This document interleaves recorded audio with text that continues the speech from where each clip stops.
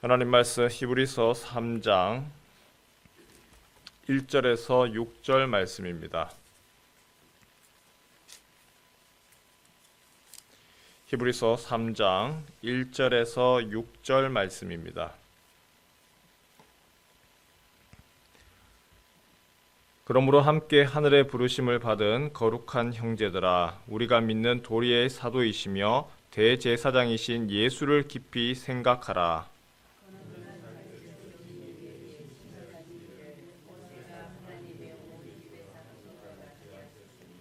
그는 모세보다 더욱 영광을 받을 만한 것이 마치 집 지은 자가 그 집보다 더욱 존귀함 같으니라.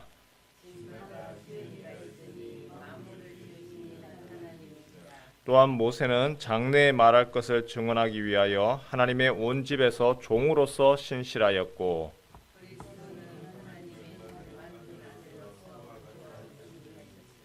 우리가 소망의 확신과 자랑을 끝까지 굳게 잡고 있으면 우리는 그의 집이라.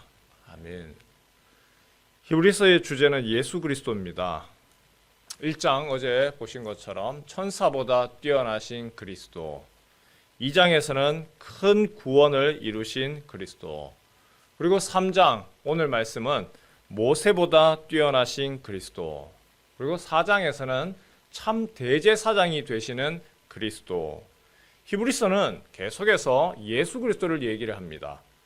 그리고 예수 그리스도를 믿음으로 말미암아 구원받은 성도들, 그들이 구약 시대에 어떠한 위대한 인물보다 더 뛰어나고 복된 존재다, 그렇게 증명하는 책이 히브리서입니다. 왜 히브리서에서 예수 그리스도와 그리고 예수 안에 있는 자들을 복된 존재라고 얘기를 하는가? 히브리서의 독자들, 히브리서의 원래 받았던 사람들이 지금 예수를 믿는다는 이유 때문에 박해를 당하고 고난을 당하고 도망을 가는 상황에서, 너희가 지금은 도망가는 것처럼 보이지만 너희는 가장 고귀한 존재들이다. 너희들은 구약 시대에 어떠한 영광스러웠던 사람들과도 비교할 수 없는 가장 소중한, 가장 고귀하고 귀한 예수 그리스도를 품은 자들이다. 그것을 알리기 위해서입니다. 그래서 오늘 읽은 히브리서 3장에서 예수님과 모세를 소개하고 있습니다. 비교하고 있습니다. 예수님 누구신가? 모세보다 뛰어난 분이다.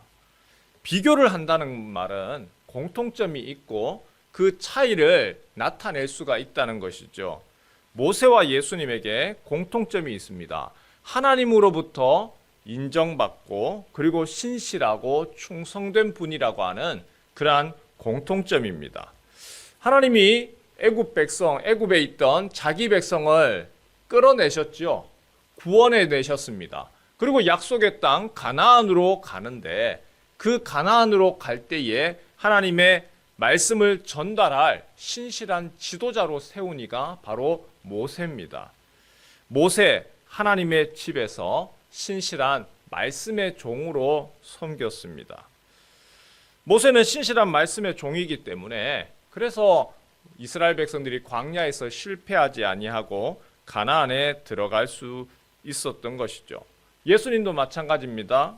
우리를 하나님의 말씀으로 인도하셔서 하나님의 약속의 땅으로 이끌고 가시는 분입니다. 살아계신 말씀이지요. 하지만 예수님하고 모세하고 차이점도 있습니다. 공통점, 하나님의 백성들을 하나님의 약속의 땅으로 인도한다라고 하는 공통점도 있지만 차이점이 존재를 합니다. 첫 번째는 무엇이냐면, 모세는요, 하나님의 칭찬받는 종입니다. 모세는 참된 하인입니다. 거기에 비해서 예수님은 어떤 분이죠? 하인이 아니라 하나님의 아들입니다. 종과 아들은 차이가 납니다. 히브리서 기자가 그 얘기를 하죠. 하나님의 집에 대해서 이야기를 하면서, 모세는 어떤 존재냐? 하나님의 집에서 일하는 신실한 하나님의 종이다, 하인이다. 예수님은 그 집을 지으시는 분이고 그 집의 주인의 아들이다. 아들과 하인 비교할 수 없죠. 많은 사람들이 하나님의 집에서의 종이다, 일꾼이다라고 얘기할 때에 당시 사람들은 하나님의 집이라고 표현하면 성전을 생각을 합니다. 오늘 우리 성도들 중에서도 하나님의 집, 교회라고 얘기를 하면 자꾸 건물을 생각을 하죠. 예배당 건물. 그런데 하나님의 집은요, 벽돌로 된 시멘트로 된 건물이 아니고요, 사람들의 공동체죠. 6절 한번 볼까요? 6절 말씀해 보니까 하나님의 집의 정체가 분명히 소개가 됩니다. 우리 같이 한번 읽겠습니다. 시작. 그리스도는 하나님의 집을 맡은 아들로서 그와 같이 하셨으니 우리가 소망의 확신과 자랑을 끝까지 굳게 잡고 있으면 우리는 그의 집이라. 무엇이 하나님의 집이죠? 건물이 아니고 예수 그리스도를 붙들고 자랑하는 제일 마지막에 우리는 그의 집이라. 3절에도 언급을 하죠. 예수님은 모세보다 더욱 영광을 받을 만한 것이 마치 집 지은 자가 그 집보다 더욱 존귀함 같으니라. 예수님은 하나님의 집을 지으시는 분이시고 우리는 바로 그 하나님의 집이라. 히브리서 기자가 자연스럽게 우리의 정체성, 우리의 신분을 이야기합니다. 우리는 누구냐? 예수님 때문에 지어져가는 하나님의 집이라.